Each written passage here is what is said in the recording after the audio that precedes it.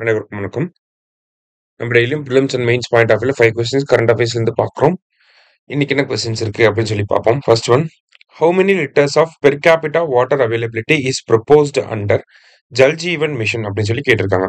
ஜல் ஜீவன் மிஷனின் கீழ் தனிநபருக்கு எவ்வளவு நீர் கிடைக்கும், எத்தனை லிட்டர்கள் கிடைக்கும் அப்படிங்கிறது தான் வந்து கேட்டிருக்காங்க. சரியா? ஸோ ஜல் ஜீவன் மிஷன் அப்படிங்கிறது ஆகஸ்ட் 15, 2019 கொண்டு வந்திருப்பாங்க.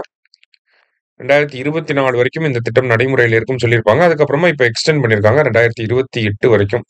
தனி நபருக்கு வந்து பார்த்தீங்கன்னா 55 லிட்டர்ஸ் பெர் கேபிட்டா பெர் டே அப்படிங்கிறது தான் இந்த எல்பிசிடி அப்படிங்கிறதுக்கான அர்த்தம். 55 லிட்டர் ஒருத்தருக்கு கிடைக்கும் தனி நபருக்கு. ஓகேவா? அதான் 55 litres per capita per day அப்படின்னு சொல்லி இங்கே கொடுத்துருக்காங்க. ஓகே, அடுத்தது, which state government is set to introduce Shri Shakti scheme அப்படின்னு சொல்லி கேட்டிருக்காங்க. ஸ்ரீ சக்தி அப்படின்னு சொல்றோம், இல்லைன்னா ஸ்திரீ அப்படின்னு சொல்லுவாங்க. ஓகேவா? ஸோ இந்த திட்டம் வந்து யார் அனௌன்ஸ் பண்ண போறாங்க அப்படின்னா ஆந்திர பிரதேஷ் தான் கொண்டு வர போறாங்க. நம்ம எப்படி விடியல் பயணம் அப்படின்னு சொல்லி ஒரு திட்டம் வச்சிருக்கோம்.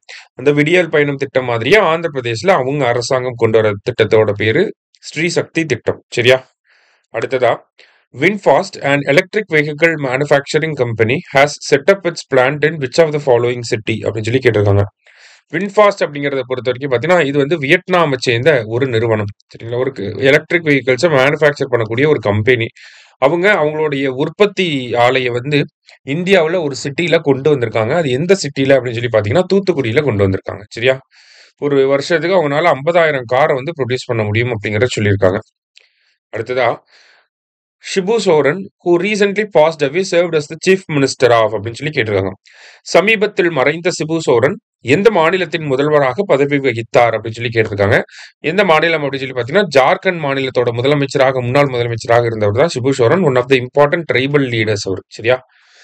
அடுத்தது, the first ever TN rising event a regional investment conclave held in அப்படின்னு சொல்லி கேட்டிருக்காங்க.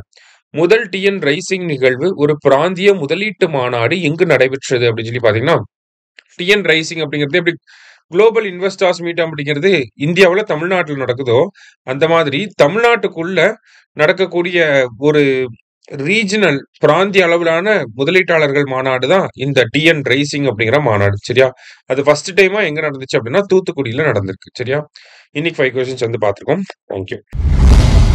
சுரேஷ் IAS அகாடமி, வெற்றியின் முகவரி.